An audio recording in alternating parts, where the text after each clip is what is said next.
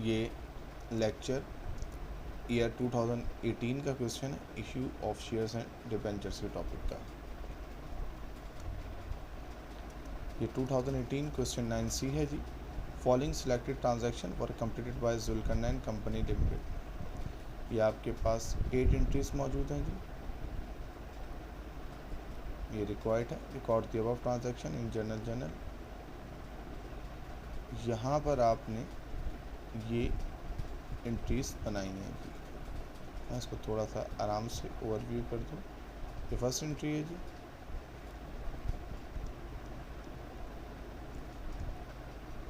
ये first entry है जी, ये सेकंड एंट्री है,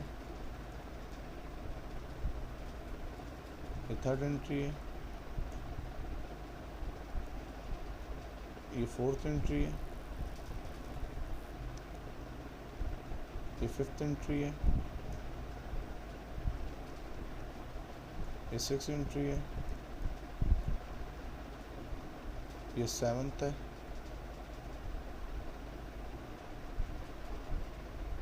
ये एंट्री नंबर 8 है। ठीक है, अब हम इसकी डिस्कशन करते हैं कि ये एंट्रीज किस तरीके से हमने रिकॉर्ड किए हैं। फेयर प्रेजेंटेशन मैंने आपके साथ डिस्कस कर ली है जी। अब मैं आपके साथ रफ वर्किंग शो कर रहा हूँ। फर्स्ट एंट्री है जी, issue 10,000 shares of ₹10 each at ₹13 पर share to acquire a machine. सबसे पहले एक बात ध्यान में रखिएगा, इस एंट्री में आप मशीन एक्वायर कर रहे हैं, हासिल कर रहे हैं, परचेज कर रहे हैं, और आप इशू कर रहे हैं शेयर्स। ठीक है, अब ये जहन में रखिएगा मशीन का अमाउंट मेंशन नहीं है, तो मशीन का अमाउंट कैसे आएगा जी? मशीन का अमाउंट आएगा market price multiply by number of shares. Market price क्या है सर? देखिए हमारे पास दो प्राइस हैं, एक है ₹10 ईच एट ₹13 पर शेयर।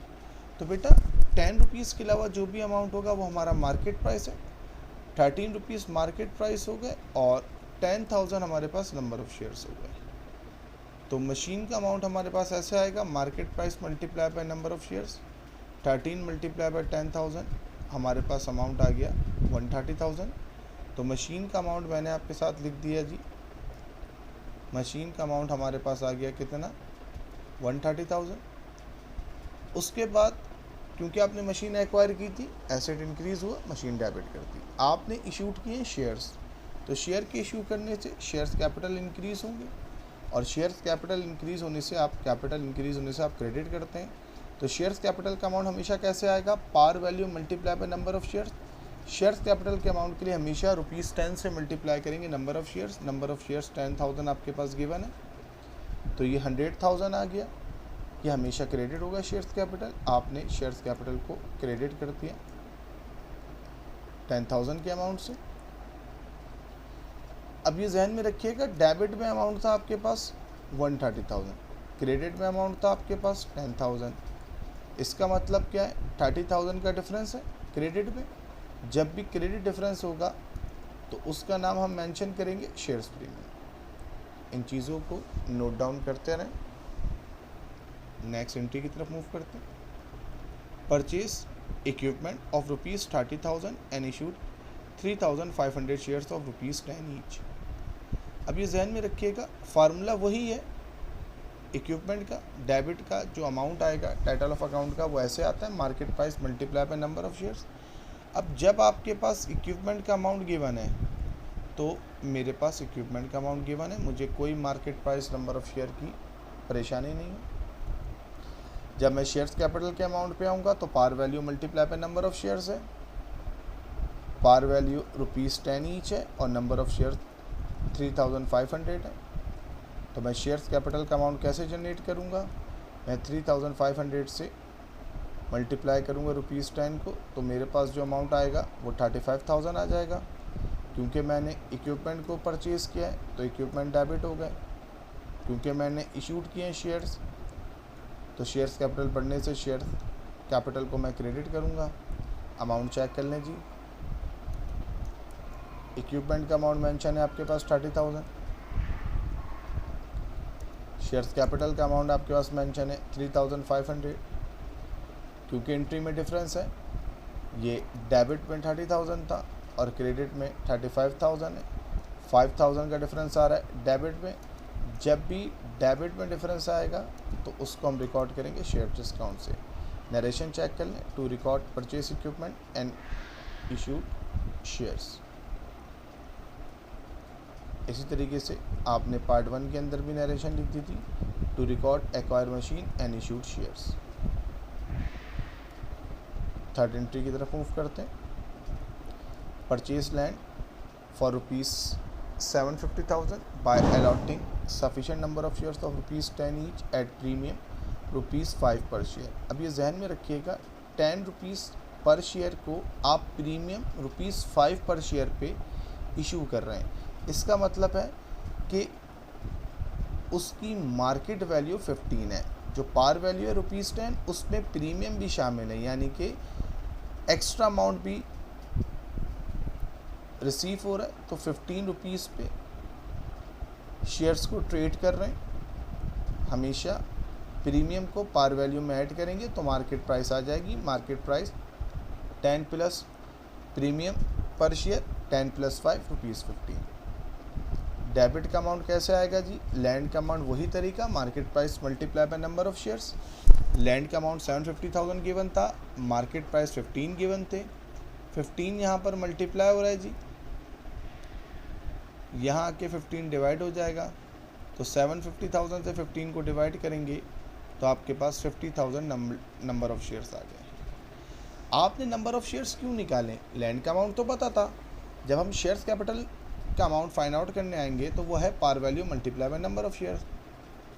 इस क्वेश्चन में देख लें, नंबर ऑफ शेयर्स तो नंबर थर्ड एंट्री में गिवन ही नहीं है, इसलिए मुझे 750 को मार्केट वैल्यू 15 से डिवाइड करके नंबर ऑफ शेयर्स 50,000 के अमाउंट को मैंने 15,000 नंबर ऑफ शेयर्स को मैंने फाइंड आउट किया।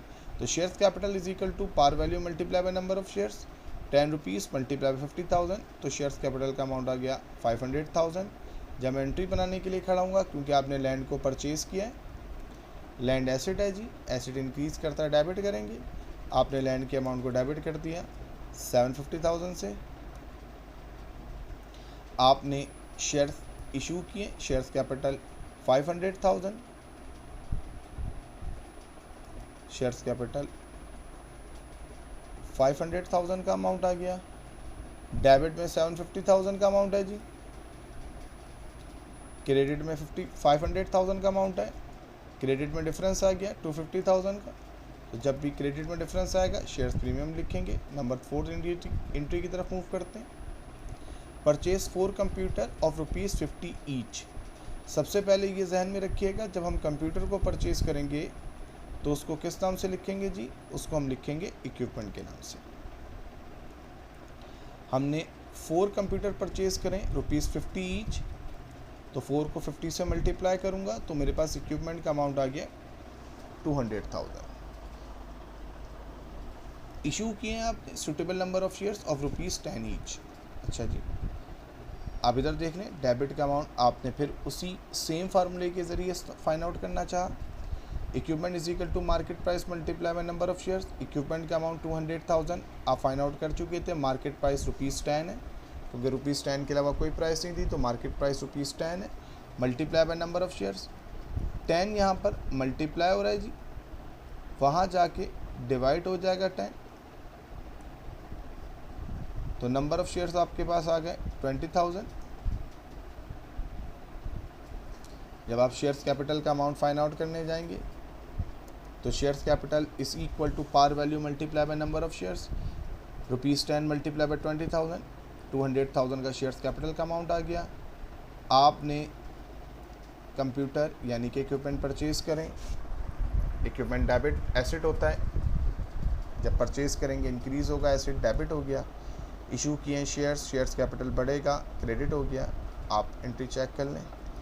इक्विपमेंट का अमाउंट 200,000, शेयर्स कैपिटल का अमाउंट 200,000, कोई डिफरेंस नहीं है, इसलिए प्रीमियम और डिस्काउंट की बात नहीं होगी। नंबर 5 एंट्री की तरफ हम मूव करते हैं।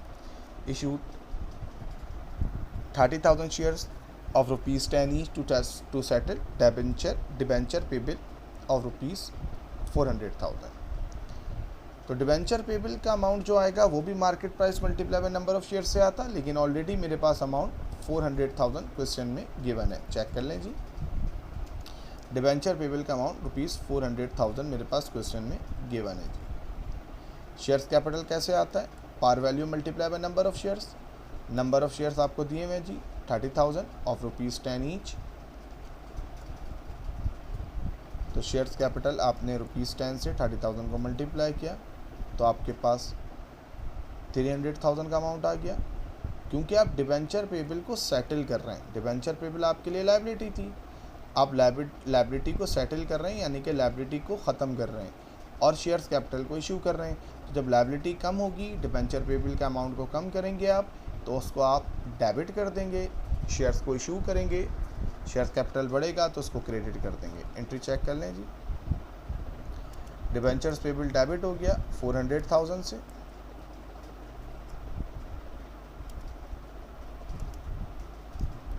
शेयर्स कैपिटल क्रेडिट कर दिया आपने 300,000 से, डेबिट का अमाउंट 400,000 है,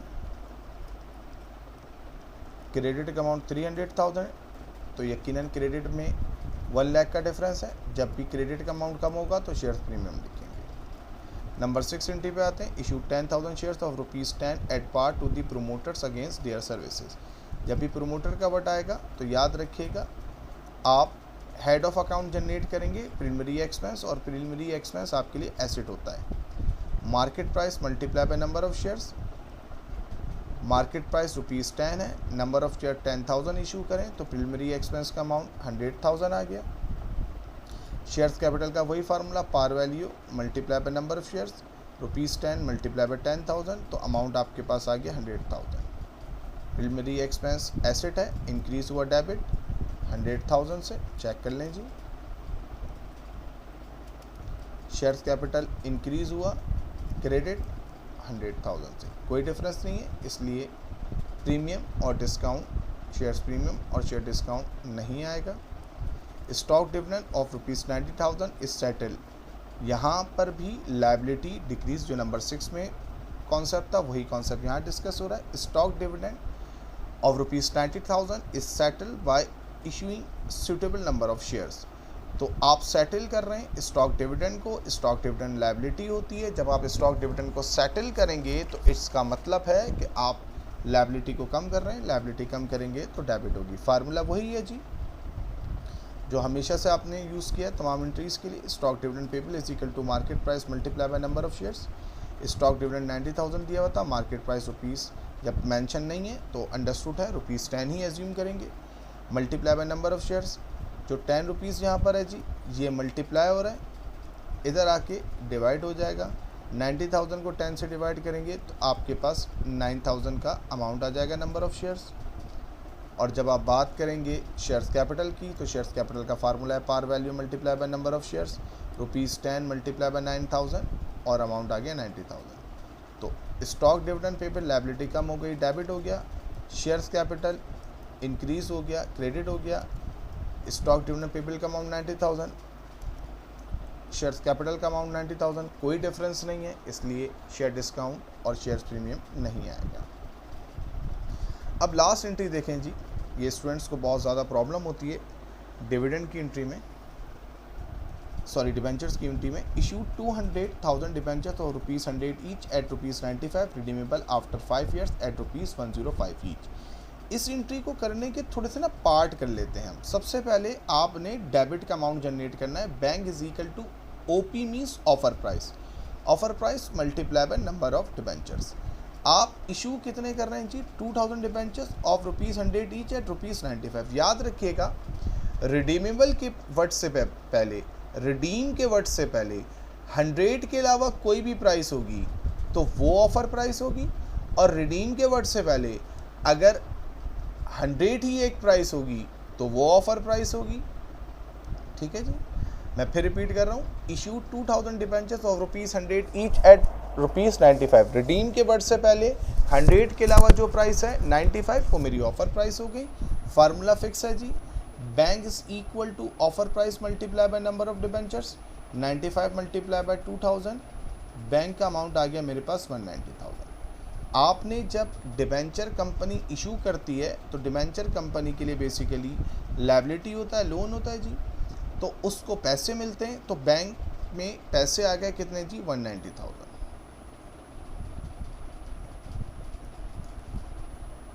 अमाउंट आ गया 190,000, ये आ गया जी डेबिट में। अब लायबिलिटी जनरेट होगी क्योंकि आप लोन है debenture payable. Debenture payable is equal to par value multiply by number of debentures.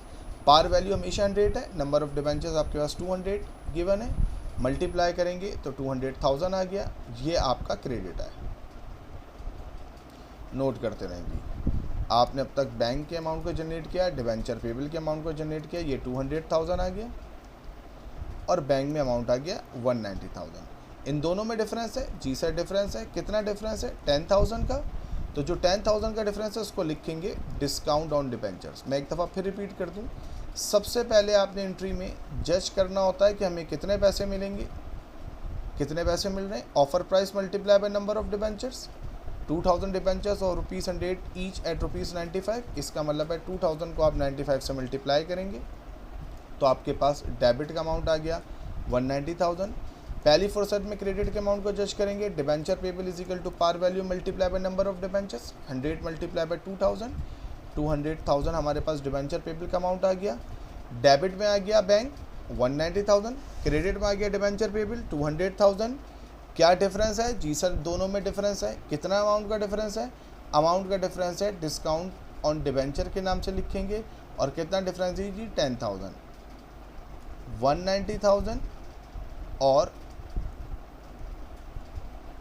200,000 में कितना डिफरेंस है जी सर, इसका डिफरेंस है 10,000 और इस डिफरेंस को लिखते हैं डिस्काउंट ऑन डिबेंचर्स। तो सबसे पहले मैं एक दफ़ा फिर रिपीट कर दूं, आपने नंबर 1 पे बैंक के अमाउंट को जज करना है, नंबर 2 पे आपने डिबेंचर पेबल के अमाउंट को जज करना है, नंबर 3 पे आपने डिस्काउंट के अमाउंट को जज करना है, नंबर 4 पे आपने फाइंड आउट करना है लॉस ऑन रिडम्पशन।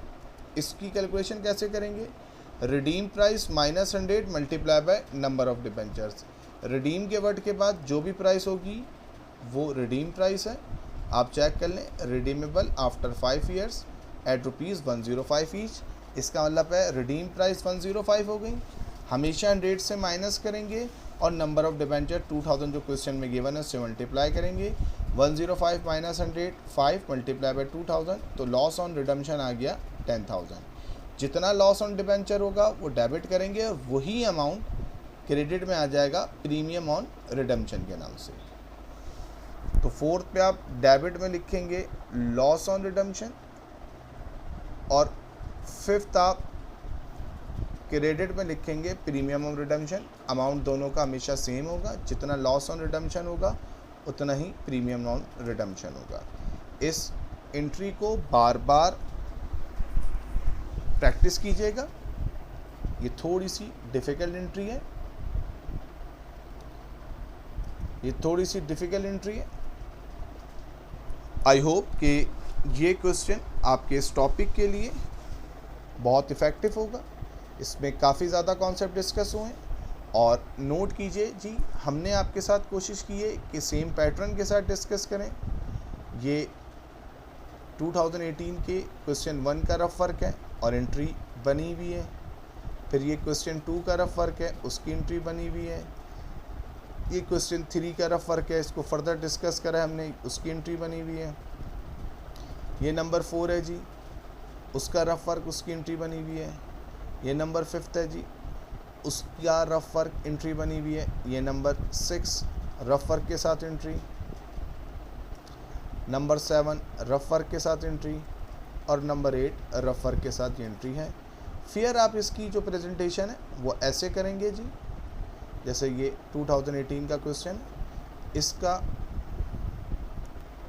इसका जो आंसर आपने पेपर में शो करना है वो ऐसे करना है। इसकी कंप्लीट प्रेजेंटेशन ये है, रिमेनिंग सारा उसका रफ वर्क था समझाने के लिए, फेयर प्रेजेंटेशन इसकी है। आई होप कि आपको इंशाल्लाह ताला ये टॉपिक बहुत अच्छे से समझ में आएगा। Best of luck.